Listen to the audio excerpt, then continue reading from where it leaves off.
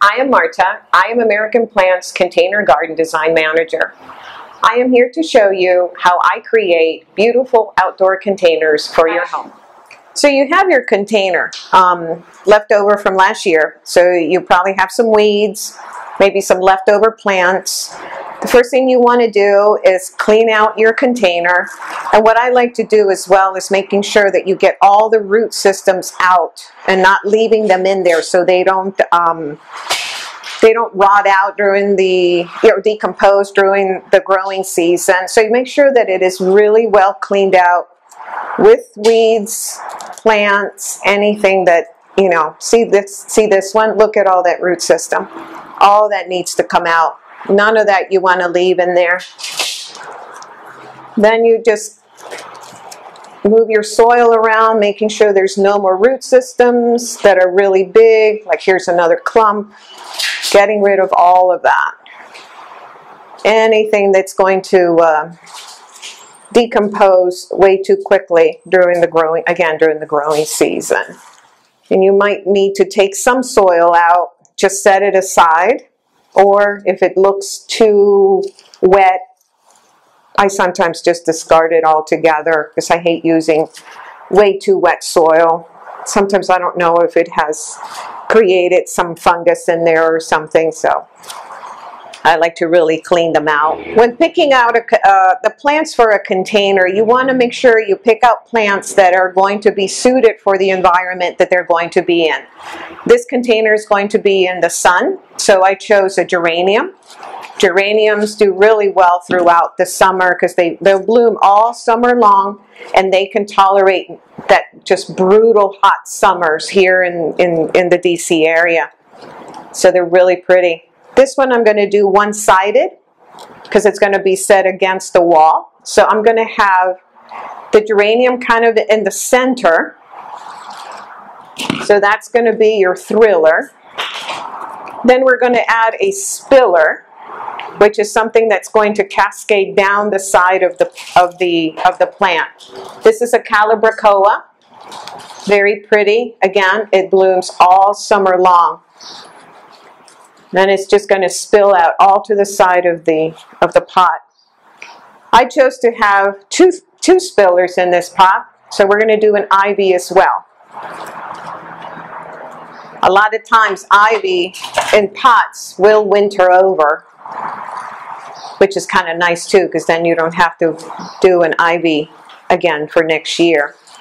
So now you're starting to see that we're starting to have a nice arrangement. Towards the back here, I'm going to add some height. In this, I have a flowering maple. It's a beautiful plant. It's not only beautiful flowers, but it has that beautiful leaf, which gives it a nice different textures with everything else.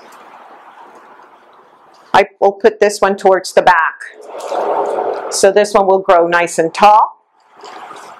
The geranium will stay a little shorter. And then these two will spill down. Of course, I like my arrangements nice and full. So I'm also doing a juncus.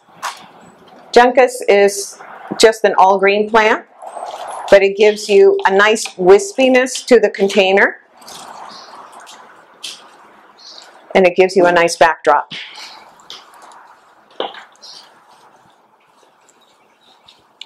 Once we filled all the plants in there, I go back and looking into all the little crevices, making sure that I don't have big pockets of no dirt in there. So I go and fill them all in. And I look at it all throughout the pot and fill in all those empty pockets.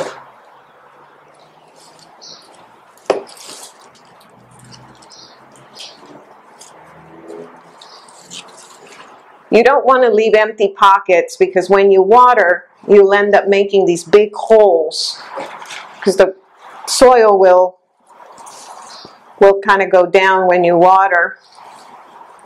You don't want to leave these big empty pockets. So this one didn't have very many empty pockets. It's a small pot, has a lot of plants in it, so it's going to look really nice. After I am done with this, I always like to use some of the Osmocote. which is a slow release fertilizer. You can follow the instructions on the package of how much and how often to use it. I've been doing this for so long that I just kind of know what it needs to look like, and I just add it in. The slow release fertilizer is nice to use because it can last up to 3 months and you don't have to worry about fertilizing it, and it just does it for you every time you water. After I'm done with fertilizing, I like to put also a top layer, what we call top dressing. It's a soil conditioner, but it's sort of like a finer mulch, which helps create a barrier not only for weeds, but it also maintains the soil moist, or not from going too dry too quickly from evaporation of just being out in the open. Plus it also gives it a nice finished look. And I like to do it all throughout, even in the little corners and so on.